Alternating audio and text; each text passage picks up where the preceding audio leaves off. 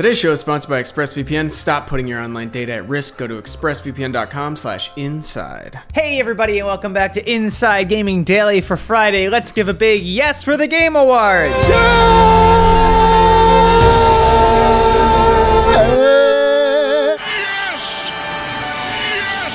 Anyway, the video game Oscars, don't say the video game Grammys. Anyway, it's the award show for all the Sony games. Basically. Got him. Just kidding. But kind of not. The PlayStation exclusive Last of Us 2 had a very good night, winning Game of the Year, Best Game Direction, Best Narrative, Best Audio Design, and the voice actor Laura Bailey won Best Performance for her portrayal of Abby. Obviously, Last of Us 2 sparked a little bit of controversy this year. That did not stop it from taking home most of the major awards. The excellent roguelike, or roguelite, Hades won for Best Indie Game, Among Us won Best Mobile and Best Multiplayer Game, the Final Fantasy VII Remake won Best RPG and Best Score, and Ghost of Tsushima won Best Art Direction. He did it! He did the thing! That was for you. But honestly, the awards were almost secondary compared to all the news that broke during the show. Commercials. Yeah. The Game Awards seem to be growing every year, and this year featured a lot of big announcements. The show aired live from Los Angeles, London, and Tokyo from 3 audience-less locations. It had musical performances from Pearl Jam's Eddie Vedder, that one's for Brian, and the London Philharmonic Orchestra.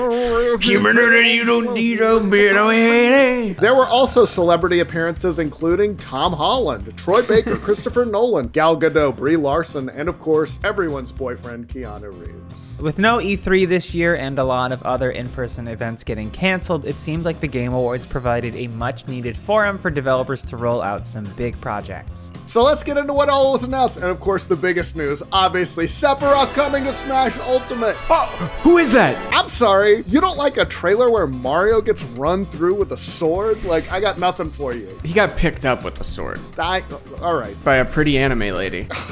There's nobody more manly than Sephiroth. Queen, you are gorgeous. I'm living for you, Sephiroth. All right, yes, they teased him killing Mario. It didn't actually happen, but yes, that's the great thing about Smash. Oh, that was the twink with the sword. Random. No, that's Cloud. No. Or the one from Xenoblade Chronicles, or any of the Fire Emblem characters. I'm not getting into this kind of blasphemy. Gotcha. People who could be my children. Wow, Smash is a real twink fest. It really is. Kirby. Kirby, Yoshi. The announcement came as Nintendo has been antagonizing lots of its fans after shutting down a Melee tournament, doing a bunch of other crappy stuff, but the Sephiroth reveal caught a lot of people off guard in a good way. Everyone of a certain age, like, thinks he's badass, because he is. What they should do for big characters is, like, reveal a Sephiroth skin for Minecraft Steve in Smash Ultimate. Oh, that would be awesome. But maybe the biggest headline is that Microsoft is working on a new Perfect Dark game. It's from their studio called The Initiative that was formed 2 years ago. Maybe this game will be almost finished by the time their next console comes out. Is every news story the biggest news story? I have no ability to put things in perspective. It's been rumored for a while now that they've been working on a new Perfect Dark game, especially after one staffer's LinkedIn referenced a project that featured various weapons, gadgets, and a camera surveillance system. But now the secret is out. Microsoft unveiled a video. It's set after some sort of ecological disaster that affected the whole world, but then corporations stepped in to offer solutions to help people. But of course, things are not great. As a corpo, I'm gonna have to stand rank with them and say they're probably doing it what's in our best interest. That's probably right. Yes. Moving on, BioWare also made a big splash in the show. They showed off a quick cinematic for the upcoming Dragon Age game, which featured an appearance by Solus. Biggest news of the show, in my opinion. Solus is an international convention for the safety of life at sea.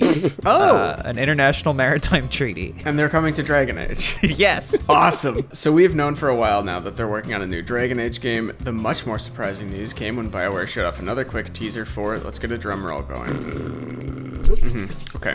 It's a new Mass Effect. And that's the biggest news. The biggest news is that neither of these are a new Knights of the Old Republic game. But yeah, they showed a short trailer showing an Asari picking up a piece of armor that was buried in the snow, and then they told us Mass Effect will continue. Maybe the snow had a little significance because ever since Mass Effect Andromeda released to a lukewarm reception, it's been reported that the franchise has been put on ice. So maybe they were like, nope, we're not on ice anymore. We're back, Wow. baby. Where did I put that Pulitzer? Meanwhile, it's no secret that BioWare has had a lot of high-profile departures, including recently their GM Casey Hudson and Dragon Age producer Mark Dara. So it's good to hear that the studio is still alive and kicking. And hey, everybody likes a good comeback story. Hey, he's back, baby. BioWare once upon a time was one of the preeminent developers in gaming, so hopefully they can get that crown back. We'll talk about more announcements, and there were a lot of them in a second. But first, let's talk about kitty litter. It's gross. Nobody likes it. That's why you need to join the Kitty Poo Club. Today's episode of Inside Gaming is brought to you by the Kitty Poo Club. Are you a proud cat person? You love your cat. Doesn't mean you love having a litter box in your home. Kitty Poo Club takes care of the more unpleasant parts of cat ownership, so you can get back to just focusing on loving your furry friend. Working from home means you got more time, you got your coffee, a little afternoon nap, maybe go for a walk or something.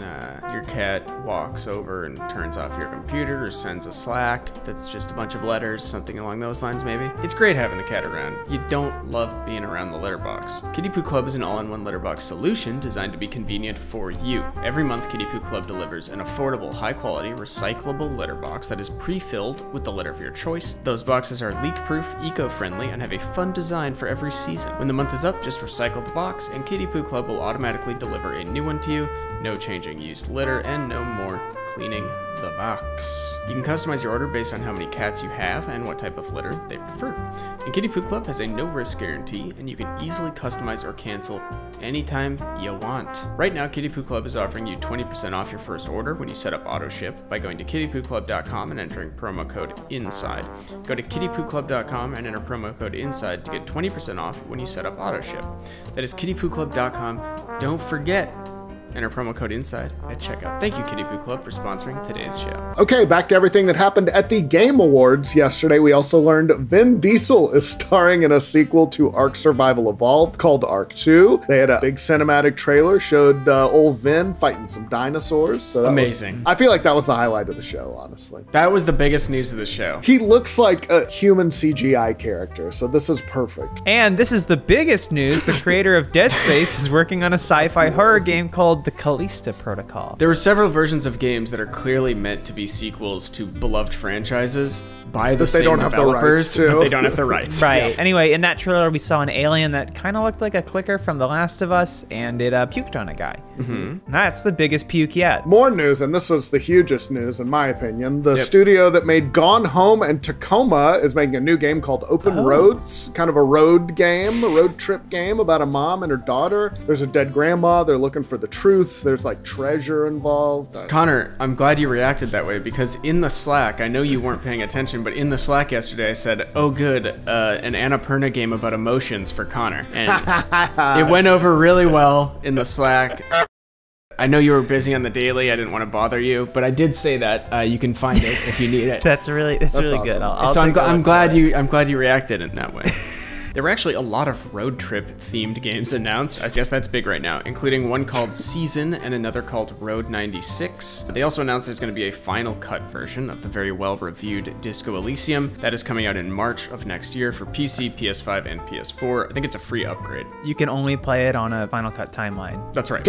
And it does crash if you try to use an MP3. As it should. The folks who made Among Us announced that there will be a new map that's set on an airship. It's part of a new update that will have new tasks, new ladders, huge news in my opinion. Oh, and a new Evil Dead game is scheduled for next year on the PS5 and PS4. Yeah. Sounds like it's got Bruce Campbell's voice in it. It definitely did. Oh, and a dragon combat game called Century Age of Ashes is due out in February. A couple more things. The third season of Fall Guys is due out December 15th. The Yakuza games are coming to PC next year, and Super Meat Boy Forever is coming to the Epic Games Store December 23rd. So yeah, it was probably the biggest Game Awards ever when it came to news. It almost felt like the show had become a new E3 in a way, judging by the amount of games that got announced. It makes sense that the Game Awards has kind of gotten big. Again, Jeff Keighley has a long association with E3, and now he's clearly learned how to run a show over the years. It'll be interesting to see if the Game Awards can keep that momentum going next year when you'd assume that more cons will be coming back, but for now, they can definitely congratulate themselves for having a killer show. According to the comments, the Game Awards are dead.